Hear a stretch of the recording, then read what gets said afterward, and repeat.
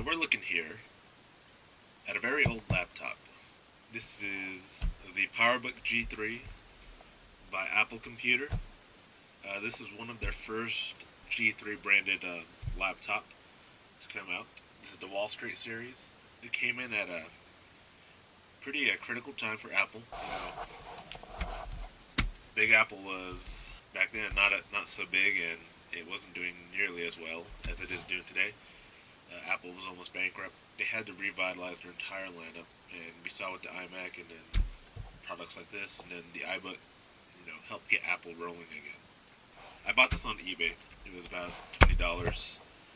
Pretty good deal. I mean, as a collector, someone who appreciates the old stuff.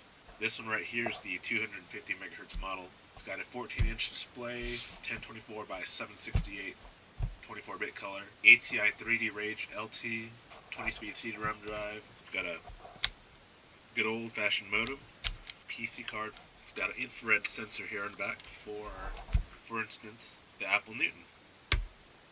So, I don't know, maybe you could just line these guys up and transfer contacts or a calendar. Being the Wallstreet model, this one does not have any USB ports. It's got all the legacy I/O, so you got your VGA, your S-Video out, SCSI, HDI 30 connector, Ethernet. It looks like a PS2 port and some sort of port for a printer. I don't know if that's an Apple specific thing. Power connector. See, audio out, and I'm assuming that is audio in. So let's talk about design. In recent history, Apple's made fun of plastic laptops. Well, Apple used to make them, although they didn't make them so ugly, though they are still pretty bulky. It actually has a really nice keyboard. Trackpad's really small, but it is a touch trackpad. Single mouse button, typical Apple. There's two buttons over here, don't know what they do. So you got a mute button, physical buttons for the brightness and for the, the volume control, power button. So it has a CD-ROM drive here. I believe they did make a DVD-ROM drive. If I want to swap it out, there's a lever right here. Pop that out. CD-ROM drive comes out. DVD drive comes back right in. And so the CD-ROM drive, at least, is hot swappable. Over here, same deal, but this is the battery. Same thing, lever here. Battery comes out. New battery comes in. So what do you say we give this thing a power up?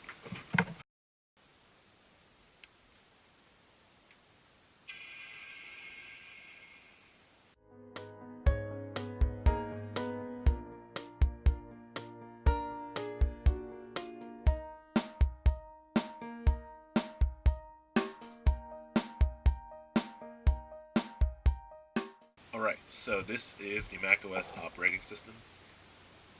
The classic operating system, so most people born after 1994 have probably never seen this, because they were probably running on Windows, or they probably started on macOS 10. It's a somewhat similar concept. You got your desktop, then you got your icons, but you don't have the dock. We have the control strip here. It gives you access to certain commands or certain applications. For instance, I want to open iTunes. I have a link right here. Take a look at a very old version of iTunes. iTunes is the beginning of that brushed aluminum interface that we saw in, I believe, is macOS Panther. The control strip is more not so much for launching programs. It's more for just settings and stuff. This one has Microsoft Office on it. So. See, multitasking. macOS 9.2 does multitask. On macOS 10, or even Windows now, you'll have the icons or the windows show up here. Here you just get a list. So, for instance, Microsoft Word, iTunes. So one of the things to remember about macOS is the way it manages windows. Whereas in Windows, each window typically is the entire program. In macOS, the program runs, but each window is independent. So for instance, right now we're in Internet Explorer. And I'm going to close the window, but if you see up here, it still says E, so I'm still in Internet Explorer. Whereas in Windows, when I close that window, I'm no longer in Internet Explorer. Here I'm still there, so if I hit New, it's going to open a brand new window. Now if I want to get out of it, I got to quit the entire program. Quit. And now I'm no longer in Internet Explorer. If I hit Control N for new, it creates a new folder within the Finder. So let's look at the older versions of Finder. I used to be a Windows guy back during this era. Mac OS 10 really brought it into the modern era. Now that Mac OS 10 has the sidebar, it makes it much more easier and it makes a lot more sense now.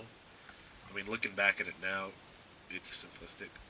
So this computer came loaded with a couple of video games. Let's see, where'd they go?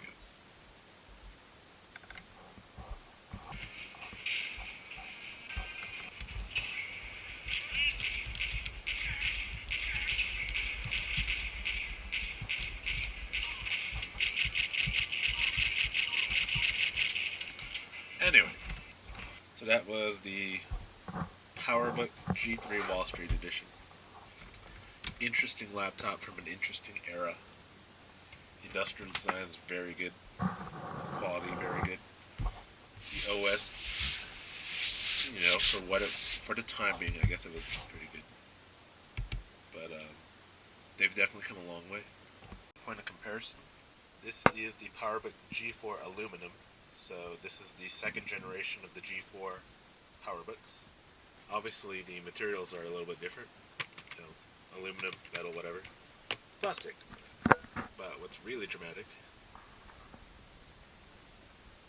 the thickness. So, let's see, even opened, this guy ends up being slightly thicker than the G4.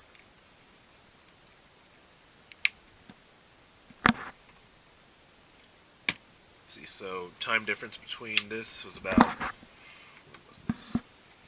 2000, I want to say 2004, 2000, probably 2005-ish era versus 1998.